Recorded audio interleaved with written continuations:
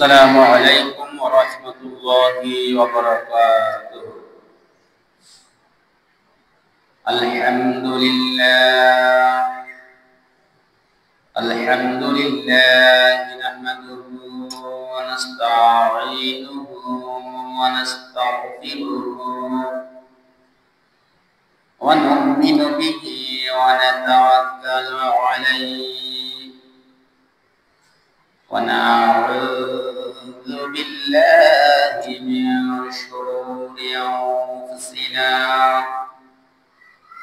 ওয়া মিন sayyiati a'malina man yahdihillahu fala mudilla lahu wa man yudlilhu fala hadiya lahu wa ashhadu an la ilaha illallah وحده لا شريك له وأشهد أن محمدا عبده ورسوله الذي أرسله الله تعالى بالحق بشيرا ونذيرا وداعيا إلى الله بإذنه وسراجا منيرا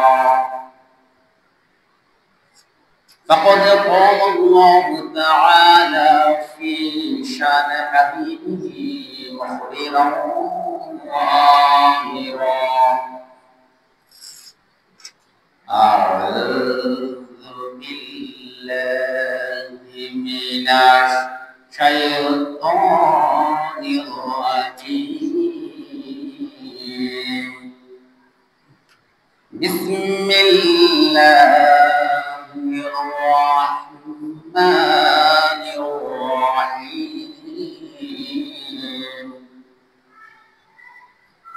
إن الله وملائكته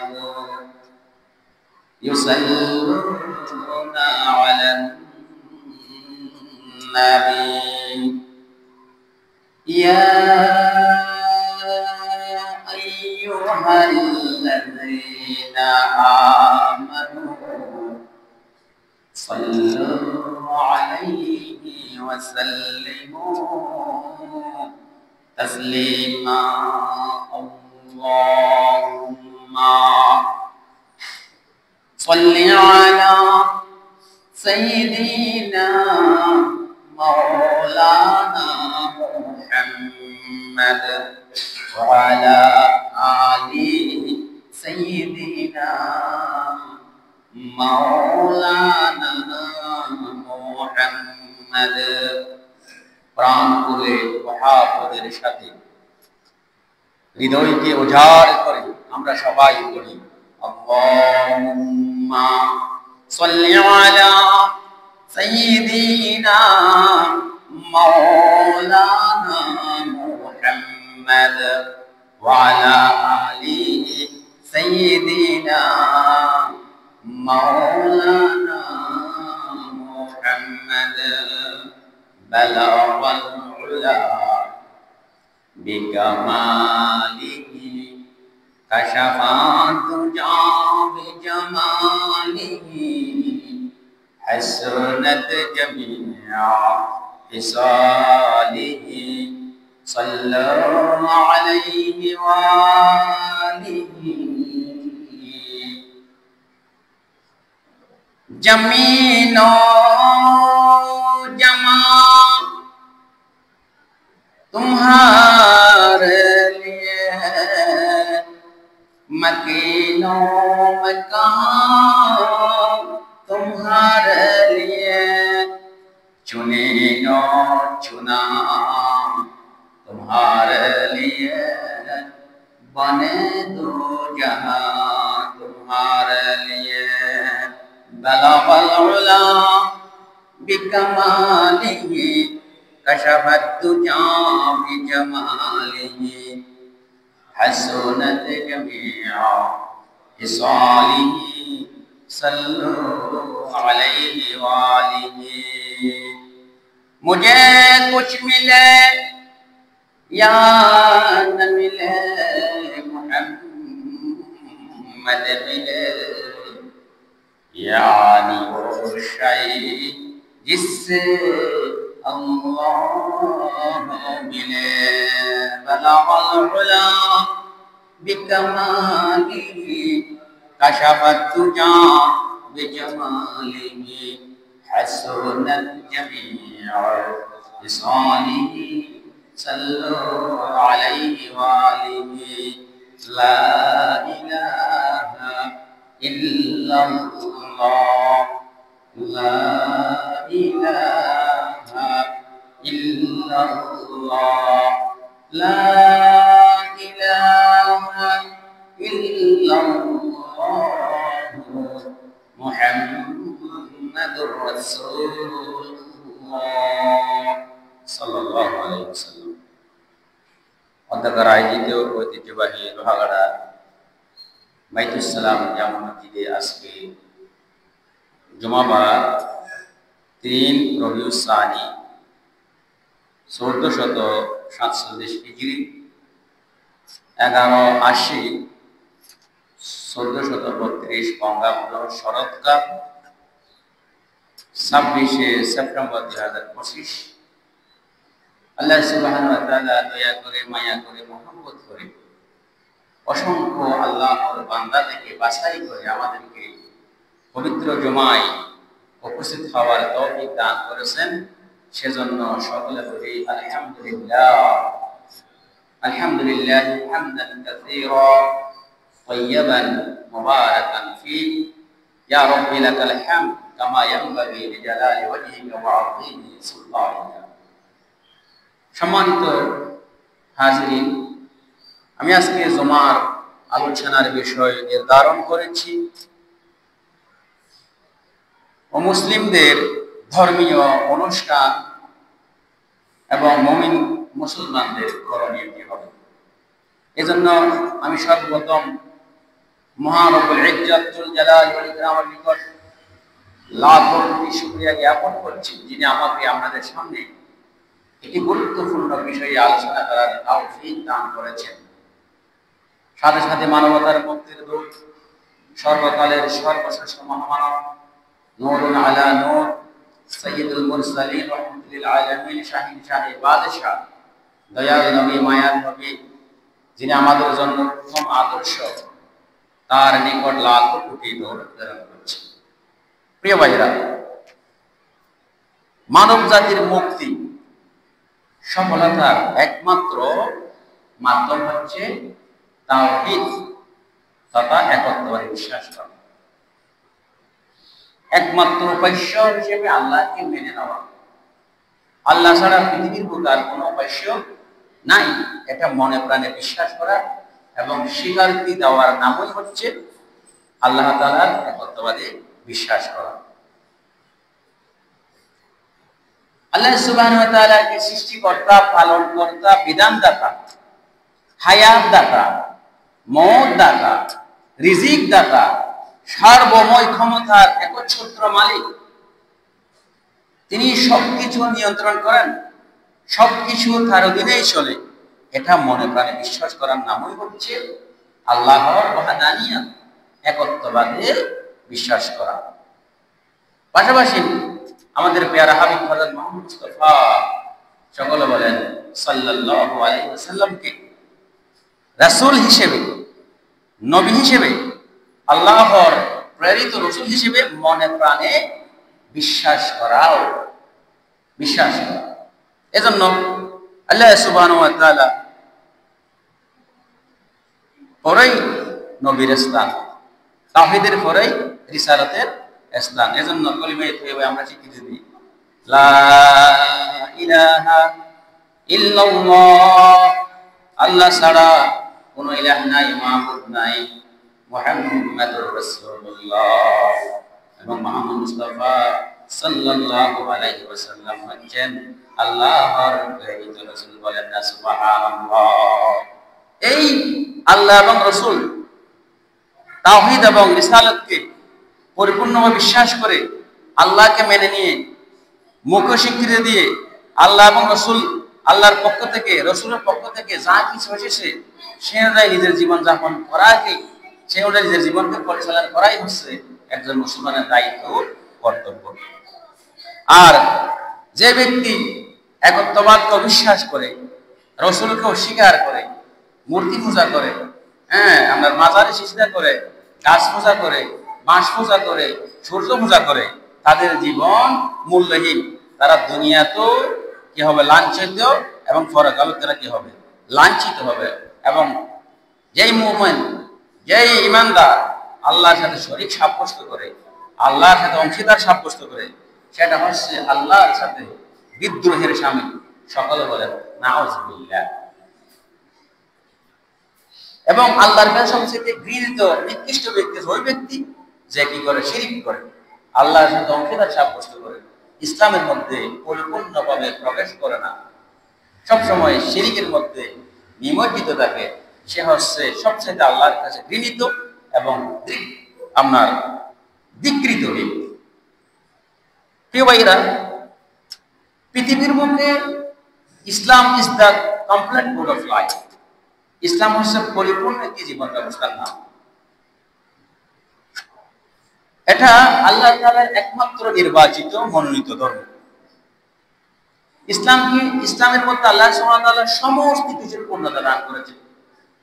আপনার ব্যক্তিগত জীবন, আপনার পারিবারিক জীবন, আপনার সামাজিক জীবন, আপনার রাষ্ট্রীয় জীবন, আপনার আন্তর্জাতিক জীবন কিভাবে পরিচালনা করবেন, আপনার রাজনৈতিক জীবন কিভাবে পরিচালনা করবেন, সমস্ত কিছু পরিপূর্ণভাবে পুঙ্খানুপুঙ্খানুরূপে আল্লাহ সুবহানাহু ওয়া তাআলা মহাগ্রন্থ আল কোরআনের মধ্যে সবিস্তারে কি করেছেন? বর্ণনা করেছেন। বলেন না সুবহানাল্লাহ। এজন্য ইসলাম হচ্ছে একটি পরিপূর্ণ ধর্ম, স্বয়ং সম্পূর্ণ ধর্ম।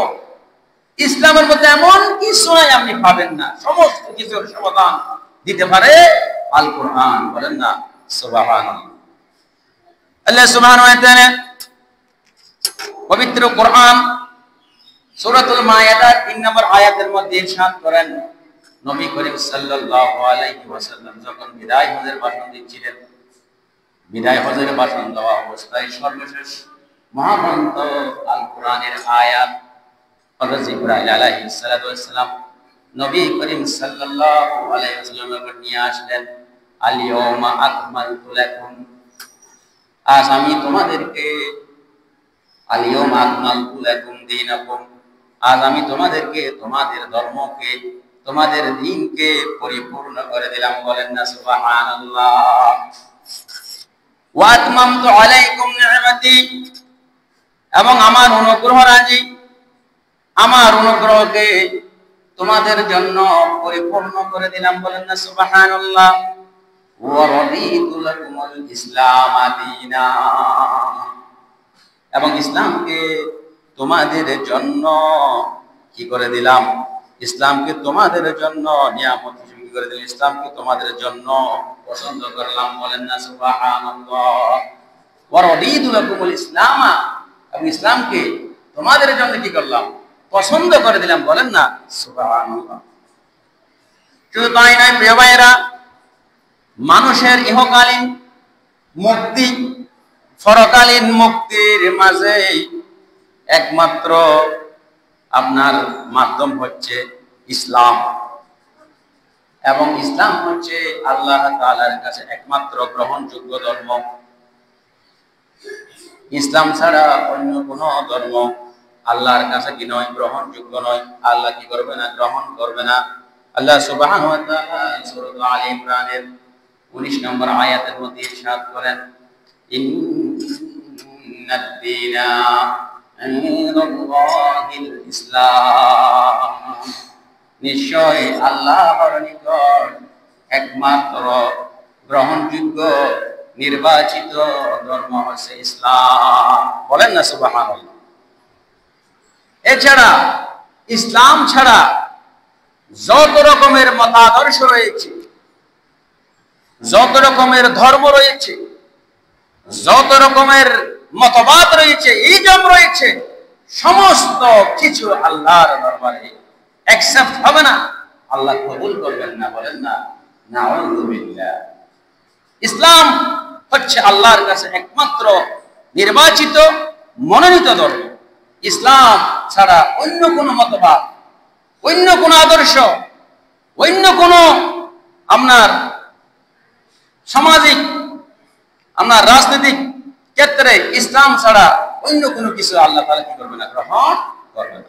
আল্লাহ সুবহানাহু ওয়া তাআলা পবিত্র কোরআনের সূরা আলে ইমরানের 85 নম্বর আয়াতের মধ্যে ইরশাদ করেন, ওয়া মান ইয়াবতাগি গায়রাল ইসলামি দীনা ফালাই ইউকবালা মিনহু, যে ব্যক্তি ইসলাম ছাড়া অন্য কোন ধর্ম গ্রহণ করেছে, অন্য কোন ধর্মের রীতিনীতি কি করে অনুসরণ করে, তালাশ করে, অন্য কোন মতবাদ, অন্য কোন আদর্শ অনুসরণ করে, লালন করে, পালন করে, তার থেকে ওই ধর্ম, ওই মতবাদ, ওই আদর্শ আল্লাহ সুবহানাহু ওয়া তাআলা গ্রহণ করবেন না। বলেন না নাউযুবিল্লাহ। খুবই মারাত্মক। ইসলাম ছাড়া পৃথিবীর মধ্যে যত মতবাদ আছে, যত ধর্ম আছে, যত আদর্শ আছে, সমস্ত কিছু আল্লাহর দরবারে কি হবে না, গ্রহণযোগ্য হবে না। আল্লাহর দরবারে কি হবে না, অ্যাকসেপ্ট হবে না। বলেন না নাউযুবিল্লাহ। ওয়া হুয়া ফিল আখিরাতি মিনাল খাসিরিন। আর যারা এই সমস্ত ইসলাম ছাড়া অন্য কোনো মতবাদ, অন্য কোনো আদর্শ, অন্য কোনো ধর্ম পালন করে, অনুসরণ করে, আখিরাতে তারা খুবই ক্ষতিগ্রস্ত হবে। যারা ক্ষতিগ্রস্ত হবে ওই ব্যক্তিরা তাদের অন্তর্ভুক্ত হবে। বলেন না নাউযুবিল্লাহ। প্রিয় ভাইয়েরা, ইসলাম ধর্মের মূল দর্শন কি? ইসলাম ধর্মের মূল দর্শন হচ্ছে একত্ববাদ, আল্লাহকে এক হিসেবে জানা, আল্লাহকে একক হিসেবে জানা, বহুত্ববাদ কি করা, বর্জন করা, এবং একত্ববাদে বিশ্বাস করলে আল্লাহর সাথে কাউকে করা যাবে না, শরীক করা যাবে না।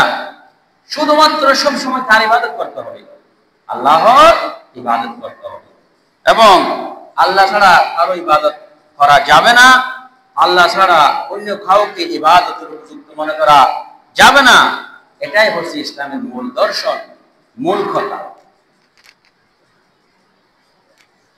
আল্লাহ সুবহানাহু ওয়া তাআলা পবিত্র কোরআনের মধ্যে এই বিষয়টি বিভিন্নভাবে বর্ণনা করেছেন, উল্লেখ করেছেন।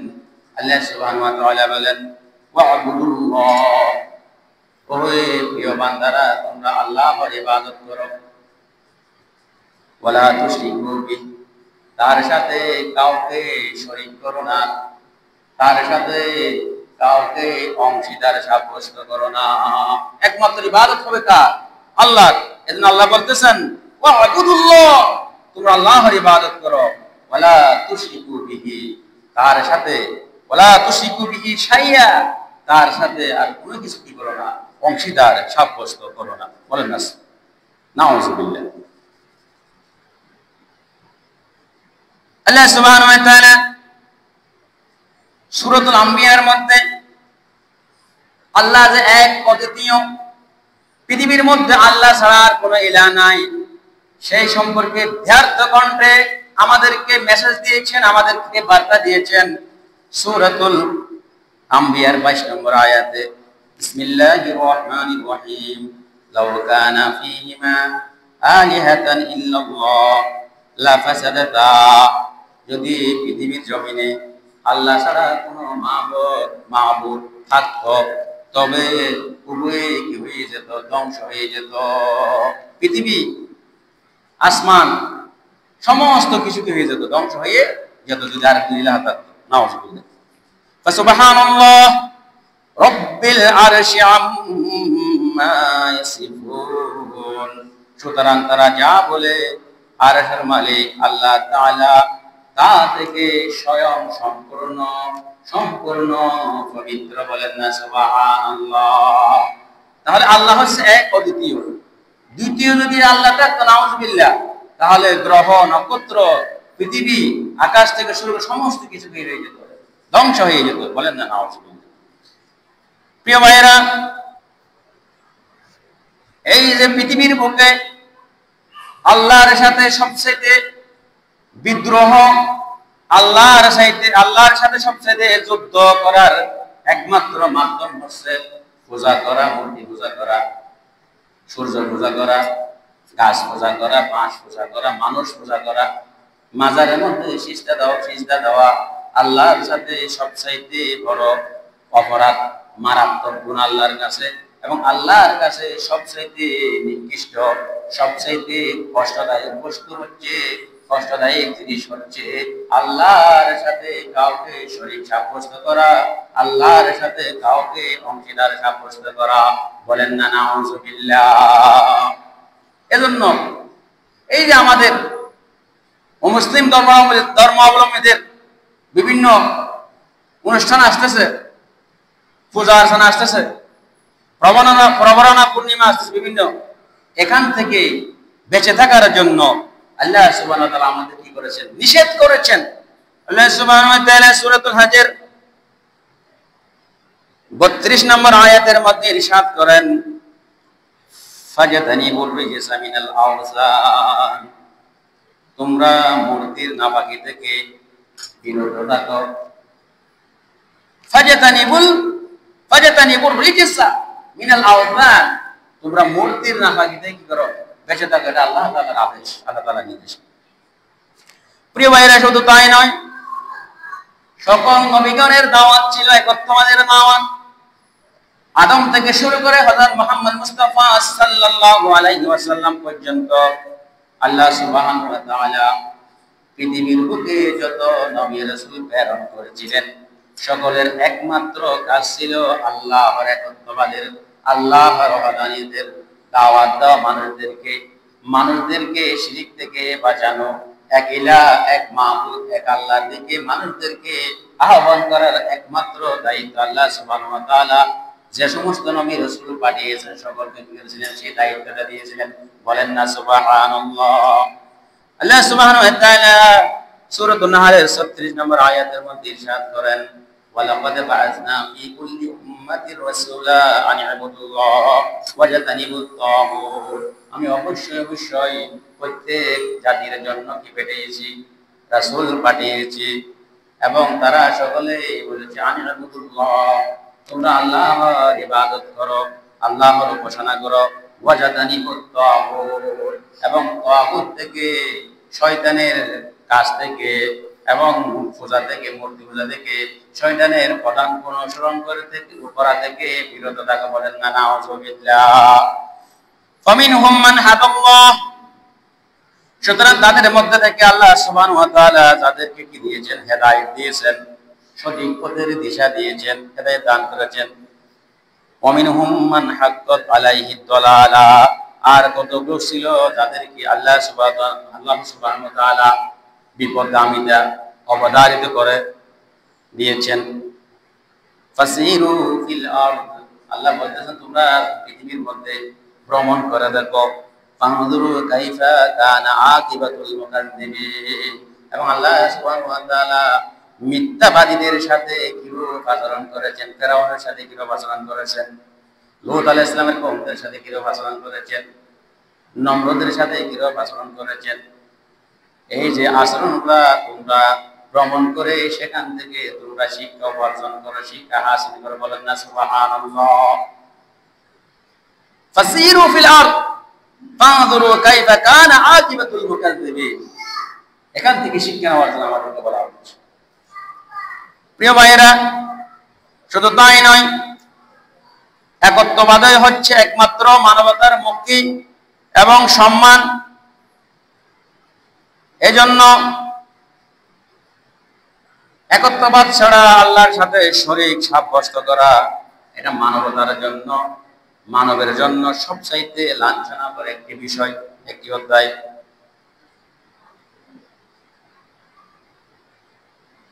মুশরিক ব্যক্তিরা যারা আছে শিরিক করে, তারা ছোট ছোট জিনিসের সামনেও কি করে মাথাকে ঝুঁকিয়ে দেয়।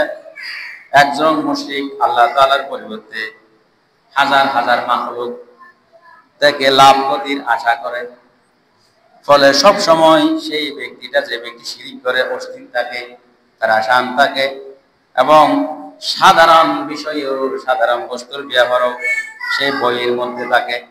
তাই একত্ববাসে বিশ্বাস যারা করে, আল্লাহকে এক হিসেবে যারা জানে, তাদের জন্য রয়েছে বড় সম্মান, বড় মর্যাদা। বলেন না সুবহানাল্লাহ। সবচেয়ে সম্মানী ব্যক্তি, সবচেয়ে মর্যাদার ব্যক্তি হচ্ছে যারা একত্ববাদকে বিশ্বাস করে, আল্লাহকে এক হিসেবে জানে। এজন্য আল্লাহ সুবহানাহু ওয়া তাআলা পবিত্র কোরআনের মধ্যে ইরশাদ করেন, ওয়ালাকাদ কাররামনা বনি আদামা ওয়া হামালনাহুম ফিল বাররি ওয়াল বাহরি ওয়া রাযাকনাহুম মিনাত তাইয়্যিবাতি ওয়া ফাদ্দালনাহুম আলা কাসীরিন মিম্মান খালাকনা তাফদীলা। বাস্তবিক পক্ষে আমি আদম সন্তানকে মর্যাদা দান করেছি এবং স্থলে ও জলে তাদের জন্য বাহনের ব্যবস্থা করেছি। তাদেরকে আমি আমার রিজিক হতে সর্বোত্তম রিজিক দান করেছি এবং আমার বহু বহু সৃষ্টির মধ্য থেকে তাদের উপর আমি কি করেছি? শ্রেষ্ঠত্ব দান করেছি। বলেন না সুবহানাল্লাহ। এজন্য ইসলাম শিরিককে কঠোরভাবে, কঠোর হস্তে কি করেছে? দমন করেছে। এমনকি শিরিকের সন্দেহ হতে পারে এমন সব কাজকেও ইসলাম কি করেছে? নিষিদ্ধ করেছে। যে কাজ করলে শিরিকের সম্ভাবনা রয়েছে, শিরিকের আভাস পাওয়া যাচ্ছে, ওই সমস্ত কাজকেও ইসলাম কি করে? নিষিদ্ধ করে। বলেন না নাউযুবিল্লাহ। প্রিয় ভাইয়েরা, শিরিক এমন একটি গুনাহ, এমন একটি মারাত্মক গুনাহ, এমন একটি ভয়াবহ গুনাহ, এই গুনাহটা আল্লাহর কাছে সবচাইতে ভয়াবহ। পবিত্র কোরআন এবং হাদিসের মধ্যে এই গুনাহের ভয়াবহ পরিণাম, শাস্তি সম্পর্কে বর্ণনা করা হয়েছে। শিরিক খতা ও খাজের কারণে আসমান জমিন ফেটে পড়ার উপক্রম হয়। যারা শিরকি কথা বলে, যারা শিরকি কাজ করে, ওই কারণে আসমানের মধ্যে এমন একটা পরিস্থিতি তৈরি হয় যেন আসমান ফেটে পড়বে। আসমান কি করবে? খসে পড়বে। নাউযুবিল্লাহ। এবং শিরিক আল্লাহ তাআলার কাছে এতটাই ঘৃণিত যে এ কারণে আসমানটা কি করে? ফেটে পড়ে চায়। এই জন্য আল্লাহ তাআলা পবিত্র কোরআনের মধ্যে বলেন, লাকাদ জিতুম শাইয়া ইদ্দা তাকাদুস সামাওয়াতু ইয়াতাফাক্কারুনা মিনহু ওয়া তানশাক্কুল আরদু ওয়া তাখিরুল জিবালু হাত্তা ওয়া মা ইয়ানবাগি লির-রাহমানি আন ইয়াত্তাখিযা ওয়ালাদা। তোমরা এমন জঘন্য বিষয়ের অবতারণা করেছ, অসম্ভব নয়। এতে আকাশ ফেটে যাবে, জমিন কি হয়ে যাবে? বিদীর্ণ হয়ে যাবে এবং পাহাড় চুরমার হয়ে যাবে ভেঙে। যেহেতু তারা দয়াময়ের সন্তান আছে বলে দাবি করে। বলেন না নাউযুবিল্লাহ। ইহুদিরা, খ্রিস্টানরা মনে করে আল্লাহর কি আছে? সন্তান আছে। নাউযুবিল্লাহ। এ কথা মনে করলে পৃথিবী, আসমান ফেটে যাবে, পৃথিবী কি হয়ে যাবে? আপনার বিদীর্ণ হয়ে যাবে, পাহাড় পর্বত চূর্ণ বিচ্ছিন্ন হয়ে যায়, এরকম কি হয়ে যায়? এরকম পরিস্থিতি তৈরি হয় যদি কেউ কি আল্লাহর সাথে শরীক সাব্যস্ত করে, আল্লাহর সাথে অংশীদার সাব্যস্ত করে। অথচ আল্লাহর শান মর্যাদা নয় যে আল্লাহর কোন সন্তান নাই। এজন্য আল্লাহ সুবহানাহু ওয়া তাআলা সূরা ইখলাসের মধ্যে বলেছেন, কুল হুয়াল্লাহু আহাদ। আপনি বলুন আল্লাহ এক, আল্লাহুস সামাদ। তিনি কারো মুখপক্ষী নয়। লাম ইয়ালিদ ওয়া লাম ইউলাদ। তিনি কাউকে জন্ম দেননি, তাকেও কেউ জন্ম দেননি। ওয়া লাম ইয়াকুল লাহু কুফুয়ান আহাদ। পৃথিবীর মধ্যে তার সমতুল্য কেউ নাই। প্রিয় ভাইরা, শুধু তাই নয়, যারা শিরিক করে, শিরিককারীর গুনাহ আল্লাহ ক্ষমা করবে না। শিরিককারীর গুনাহ আল্লাহ কি করবে না? ক্ষমা করবে না। মুশরিকদের গুনাহ আল্লাহ ক্ষমা করেন না। ইন্নাল্লাহা লা ইয়াগফিরু আন ইউশরাকা বিহি ওয়া ইয়াগফিরু মা দুনা যালিকা লিমান ইয়াশা। নিশ্চয় আল্লাহ তাআলা তার সঙ্গে যারা শিরিক করে তাদেরকে ক্ষমা করবে না। তা ব্যতীত অন্যান্য অপরাধ যেগুলো আছে এগুলো আল্লাহ চাইলে কি করতে পারে, ইচ্ছা করলে ক্ষমা করে দেবেন। বলেন না সুবহানাল্লাহ। এরপরে যারা শিরিক করে, এই যে মূর্তি পূজা করে, গাছ পূজা করে, বাঁশ পূজা করে, এরা হচ্ছে চিরস্থায়ী জাহান্নামী। এবং মাজারে সিজদা করে, আল্লাহ ছাড়া অন্য কাউকে অন্য কিছু পাওয়ার আশা করে, তাদের ব্যাপারে আল্লাহ বলতেছেন ইন্নাহু মাই ইউশরিকা বিল্লাহি ফাকাদ হারামাল্লাহু আলাইহিল জান্নাহ ওয়া মাওয়াহুন নার ওয়া মা লিয-যালিমিন মিন আনসার। কেউ আল্লাহর সাথে শরীক করলে আল্লাহ তার জন্য জান্নাতকে কি করেছেন, অবশ্যই নিষিদ্ধ ঘোষণা করেছেন, নিষিদ্ধ করে দেন, এবং তার আবাসস্থল হবে চিরস্থায়ী জাহান্নাম। বলেন না নাউজুবিল্লাহ। এখন প্রিয় ভাই, আজকের বিষয় হচ্ছে, সময় তো চলে যাচ্ছে, এই যে আমাদের অমুসলিম ধর্মাবলম্বীদের যে অনুষ্ঠান আসতেছে, এই ধর্মাবলম্বীরা অনুষ্ঠান পালন করা তাদের ইখতিয়ার রয়েছে, পূর্ণ স্বাধীনতা রয়েছে। তারা তাদের গণ্ডির ভিতরে সুন্দরভাবে কি করবে, তাদের অনুষ্ঠান আদি, তাদের পূজা অর্চনা করবে, এবং তাদের একটি মুসলিম দেশের মধ্যে তাদের পূর্ণ স্বাধীনতা রয়েছে। হযরত ওমর ফারুক রাদিয়াল্লাহু তাআলা আমলে মুসলিমরা কি করেছিল, তাদের উপাসনালয় তৈরি করেছিল। হযরত ওমর ফারুক কি করেনি, বাধা দেয়নি, তাদের যেখানে সমস্ত কিছু করার পূর্ণ স্বাধীনতা রয়েছে। কিন্তু সেখানে আমাদের যাওয়ার কি নেই, মুসলমানদের যাওয়ার অনুমতি নেই, তাদের মুসলমান যাওয়া যাবে না। এবং তাদের সাথে লড়াই করা, ঝগড়া করা, এটাও ইসলাম শরীয়তে কি নাই, জায়েজ নাই। মূর্তি ভেঙে দেওয়া এ শরীয়তে জায়েজ নাই। অনেকে দেখা যায় বিভিন্ন এলাকায় মূর্তি কি করে ভেঙে দেয়, নাউজুবিল্লাহ, এটা জায়েজ নাই, শরীয়তে এটা নিষিদ্ধ করেছে। তারা যদি আমাদের সাথে লড়াই না করে, যুদ্ধ না করে, তাদের সাথে আমাদের কোনো শত্রুতা না থাকলে তাদেরকে আমাদের মুসলমানদের পূর্ণ নিরাপত্তা দেওয়া হচ্ছে আমাদের দায়িত্ব। এজন্য আল্লাহ সুবহানাহু ওয়া তাআলা সূরাতুল মুমতাহিনার মধ্যে ইরশাদ করেন, লা ইয়ানহাকুমুল্লাহু আনিল লাযিনা লাম ইউকাতিলুকুম ফিদ-দীন ওয়া লাম ইখরিজুকুম মিন দিয়ারিকুম আন তাবাররুহুম ওয়া তুকসিতু ইলাইহিম ইন্নাল্লাহা ইউহিব্বুল মুকসিতিন। ধর্মের ব্যাপারে যারা তোমাদের বিরুদ্ধে লড়াই করেনি, তোমাদের দেশ থেকে বহিষ্কার করেনি, তাদের প্রতি তোমরা কি করো, সদাচরণ করো, তাদের সাথে ইনসাফ করতে থাকো। এবং তাদের সাথে ইনসাফ করতে আল্লাহ তোমাদের কি করে, নিষেধ করেন। তাহলে বিধর্মীদের সাথে আমরা ইনসাফ করতে পারবো, তাদের সাথে আমাদের কি নাই, শত্রুতামি নাই। নিশ্চয় আল্লাহ যারা ইনসাফ করে তাদের কি করেন, ভালোবাসে। এখন একটি মুসলিম কান্ট্রির দায়িত্ব হচ্ছে দেশের মধ্যে মুসলিম অমুসলিম যারা বসবাস করে তাদের সকলের ইজ্জত, আবরু, জান, মাল সকলের নিরাপত্তা বিধান করা কার দায়িত্ব? সরকারের দায়িত্ব। এবং আল্লাহ রাসূল সাল্লাল্লাহু আলাইহি ওয়াসাল্লাম বলেছেন, অমুসলিমদের রক্ত আমাদের রক্তের মতো, তাদের সম্পদ আমাদের সম্পদের মতো, তাদের ইজ্জত আবরু আমাদের ইজ্জত আবরুর মতো। আল্লাহ রাসূল সাল্লাল্লাহু আলাইহি ওয়াসাল্লাম বলেছেন, ফাদামুহু কাদামাইনা, নিশ্চয় তার রক্ত আমার রক্তের মতো। তাহলে অমুসলিমদের ব্যাপারে আমাদের স্পষ্ট নির্দেশনা হচ্ছে, আল্লাহ সাল্লাল্লাহু আলাইহি ওয়াসাল্লাম বলেছেন, মান কাতালা মুআহাদান, যে ব্যক্তি মুসলিম দেশে বসবাসকারী কোন মুসলিমকে হত্যা করলো, লাম ইয়ারিহ রায়হাতাল জান্নাহ, সে জান্নাতের কোনো ঘ্রাণও পাবে না, সে জাহান্নামী, জান্নাতের ঘ্রাণ পাবে না।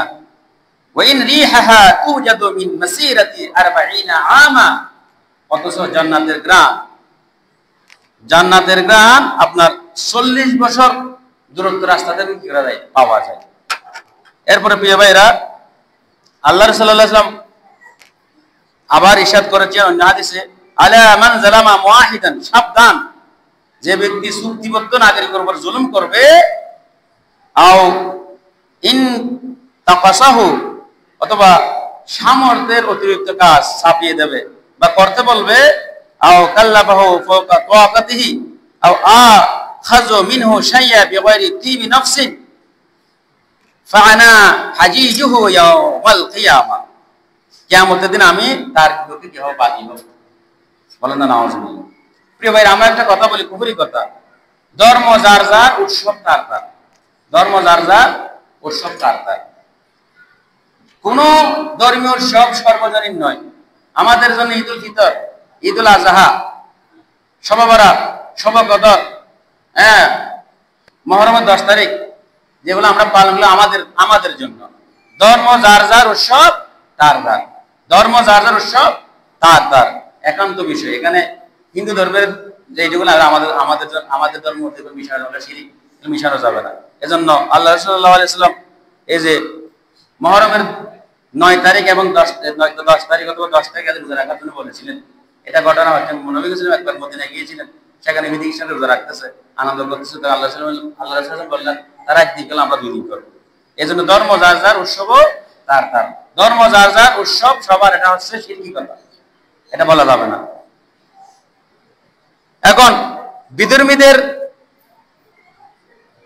পূজা মণ্ডপে দেখার জন্য যাওয়া যাবে কিনা? সম্পূর্ণ হারাম। বিধর্মীদের পূজা মণ্ডপে দেখতে যাওয়া কি? হারাম। ওখানে চাঁদা দেওয়া শিরিক। চাঁদা দেওয়া কি? শিরিক। আপনি চাঁদা দিতে পারবেন না। যাকাত দেওয়া যান নিষেধ। পূজা করার জন্য, বাতি তোলার জন্য বিধর্মীদেরকে আপনি কি করতে পারবেন না? টাকা পয়সা চাঁদা দিতে পারেন। অনেকে দোকানদার, আমরা অনেকে চাঁদা দিচ্ছেন, এটা দেওয়া যাবে না, সম্পূর্ণ শিরিক। এবং ওখানে যাওয়া হারাম, কবিরা গুনাহ। এছাড়া অন্য মানবিক কাজে আপনি সাহায্য সহযোগিতা করতে পারেন, দান সৎকার করতে পারেন বিধর্মীদের, খাবার দাবারের জন্য, অসহায় ঘর বাড়ি তৈরি করে দেওয়ার জন্য, এটা ইসলামী নির্দেশনা আছে। কিন্তু তাদের পূজা অর্চনা করার জন্য কোনো দান সৎকার করা যাবে না। এজন্য আল্লাহ রাসূল সাল্লাল্লাহু আলাইহি ওয়াসাল্লাম বলেছেন কি, দেখেন, লা তাদখুলু আলাল মুশরিকিনা ফি কানাইসিহিম ইয়াওমা ঈদিহিম ফাইন্না সাখাতাতা তানজুলু আলাইহিম। তোমরা মুশরিকদের উপাসনালয়ে তাদের পূজার সময় প্রবেশ করো না, কেননা এই সময় তাদের উপর আল্লাহর গজব নাযিল হয়। নাউযুবিল্লাহ। এরপর আল্লাহ রাসূল সাল্লাল্লাহু আলাইহি ওয়াসাল্লাম আবার বলেছেন, এই যে তানিবু আদাল্লাহি ফি ঈদিহিম, তোমরা আল্লাহর দুশমনদের উৎসবগুলোতে অংশগ্রহণ করাতে কি করো? বিরত থাকো। বলেন না নাউযুবিল্লাহ। এরপরে প্রিয় ভাইরা,